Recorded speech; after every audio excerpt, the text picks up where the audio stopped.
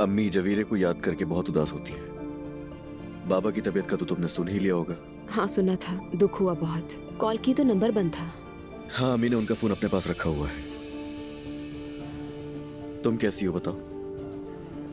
ठीक हूँ, आदत डालने की कोशिश कर रही हूँ। तुम्हें तो आदत हो ही गई होगी कि तुम्हारा ही तो घर है। हाँ ठीक कहा, लेकिन कभी कभार अपना घर भी अजनबी सा लगने लगता है। हमारे घर की भी शिकायत किया करती थी तुम। जाहिर है वहां से तो बेहतर है। मैं शिकायत नहीं कर रही, तुमने पूछा तो बता दिया तुम्हें।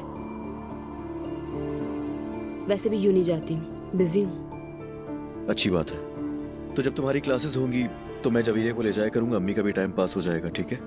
जरूर, मैं बता दूंगी। शुक्रिया तुम्हारा। शुक्रिया की बात नहीं। और क्या चल रहा है? कुछ भी नहीं, बस सब कुछ पहले जैसा है। मैं तो बस ऐसे ही पूछ रही थी तुमसे, परेशानी की कोई बात नहीं है।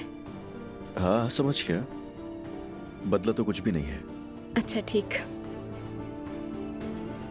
मेरी प्यारी बेटी, मेरी जान।